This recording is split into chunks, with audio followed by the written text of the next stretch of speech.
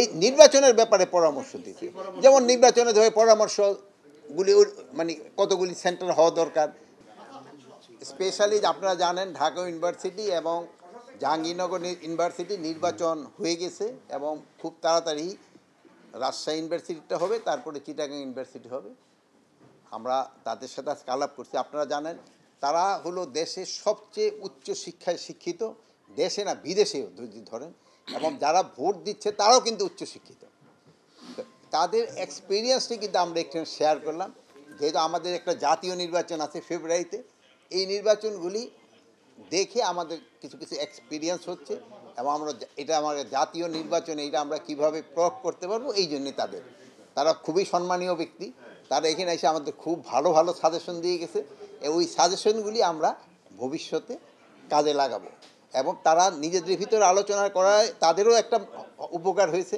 যেহেতু দুইটা নির্বাচন হয়ে গেছে এবং সামনের নির্বাচনগুলি কি করতে হবে, এই ছোটোখাটো যে একজন ল্যাবস থাকে ওইগুলি কীভাবে করতে রেকটিফাই করতে হবে, এগুলি নিয়ে মেইনলি আলোচনা হয়েছে এবং আলোচনাটা খুবই ফ্রুটফুল হয়েছে। এবং যেহেতু উচ্চশিক্ষায় শিখেছে, শুধু দেশ না বিদেশে, এবং তারা তো স্বনামধন্য লোক, তাদের থেকে আমরা কিন্তু অনেক উপকৃত হয়েছি। আমার আর কিছু বলার নাই। আপনার ভাই তো এখানে কোনো ধরনের শঙ্কার কথা তারা কেউ জানায়নি।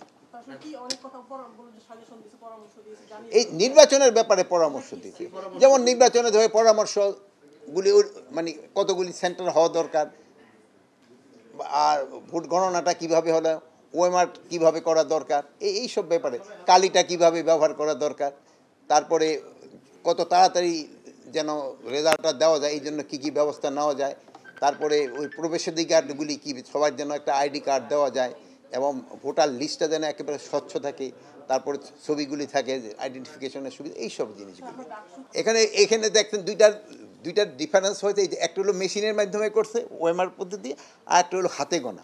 তো এখানে যদি মেশিনে করলে তো তারা তো সময় লাগে না, তা আমরা মানে তারা নিজেদের ভিতরে আলোচনা করছে যে মেশিনে যেন গোনাটা হয়। এখানে তাদের থেকে আমরা এক্সপিরিয়েন্সগুলি শেয়ার করতেছি। যেহেতু হয় কি জাতীয় নির্বাচন আর এই নির্বাচনগুলির ক্ষেত্রে আর কিছুটা হলো সবকটা তো আর শেখা, যেহেতু এই জাহাঙ্গীরনগরে মানে 30টা কত বছর পর জানি নির্বাচন হইতেছে এক একটা এই চিটাগাঙে, আর রাজশাহীও মনে হয় অনেক দিন পরে নির্বাচন হচ্ছে।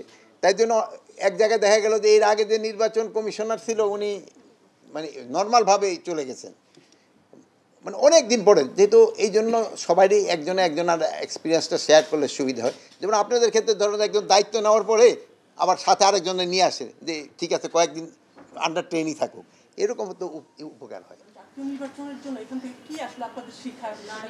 সব শিক্ষাগুলি তো এখন বলা যাবে না, না যতটুকু বলা যাবে ওইটা শিক্ষাগুলি তো শিক্ষা গ্রহণ করেছে। তাও যে সময় আবার আপনারা পরীক্ষা নেবেন সে সময় বলতে পারবো।